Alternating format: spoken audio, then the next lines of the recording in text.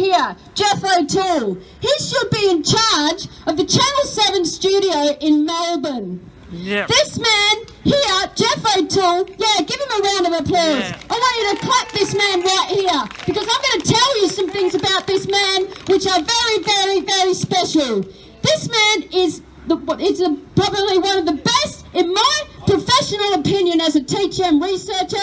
He is the best, one of the best reporters in this country, and he lives in the state of Victoria. So this man should be put in charge of Channel 7 and have his own staff and kick those staff out of Channel 7 that don't put it on the news in the next 24 hours. Go and arrest them and put this man in charge of Channel 7.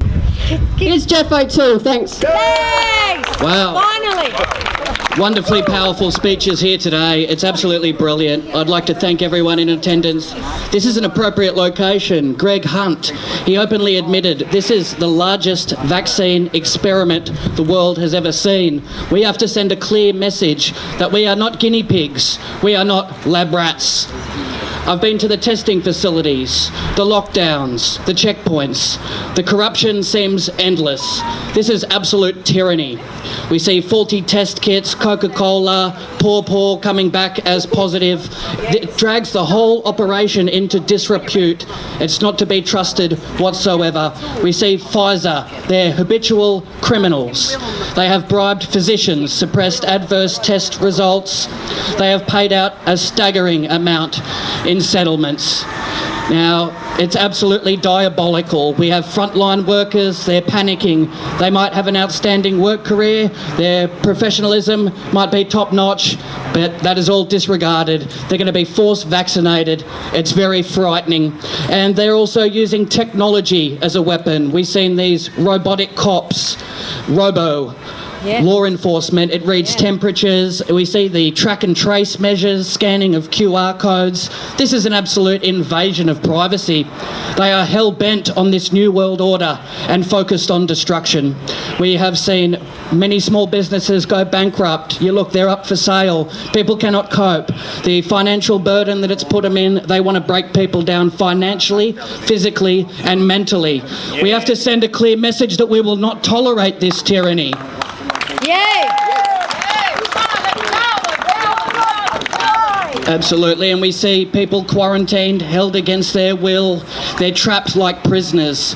It goes against the Anzac Way, the Australian spirit, and the soldiers that have fought for our freedom. It's completely disrespectful.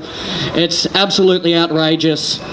Now, what we've seen, this tyranny, they're using all the resources against the people. You switch the mainstream media on, you get 3.5 hours of vaccine propaganda. This is outrageous, and anybody that speaks out about this, they get crucified, demonised on the mainstream media. It's called bullying. They are using fear and intimidation. Thankfully, we haven't seen any police brutality today. But we have seen a lot in the past. We have seen kettling. I was actually conducting an interview. I turn around and there's a horse galloping down.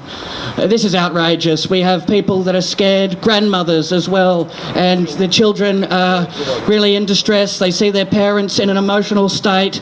It's wreaking havoc on people. Now is the time to resist while we still have a chance. Strength in numbers. That's what it is. Now, what they want to do is silence and censor the anti-vaccine community and people that are pro-choice. Once they are censored and kicked off platforms, then they become more brazen, and then they can have free reign of tyranny. So we cannot allow this. We have to utilise all platforms and try and broadcast this message, a message of freedom. They're trying to control every aspect of our lives. We've seen 5K limits put on people. You know, this is just outrageous. And for a virus with a 99.8% survival rate, it's absolutely not warranted whatsoever. If people are absolutely concerned about catching a virus, then it should be up to them to take their own procedures that they find necessary. This should not be forced on anybody. We see people at shopping centres, they're getting very angry, hostile. People are wearing masks, bacterial infections, they're collapsing, people are having seizures, they're breathing in their own bacteria. It's absolutely filthy. Nobody should be forced or coerced into a medical procedure. And we see some people, they're eager for the vaccine just so they can go on holidays. People travelling and getting your passport stamped just so you can go and go on a vacation, it's not worth dying for. Nah. Well, look, I want to thank everyone today. It's been incredible. We're turning up. Hopefully some of the law enforcement here are listening as well and doing their own research when it comes to vaccines, Yeah. the safety and the risks attached. Informed choice. Our bodies are sovereign. Good on you, Jeff. Thank you, everybody here today. Wonderful. Thank you, Teresa. Very powerful. No worries, and Jeff, you can speak a bit later as well if you want.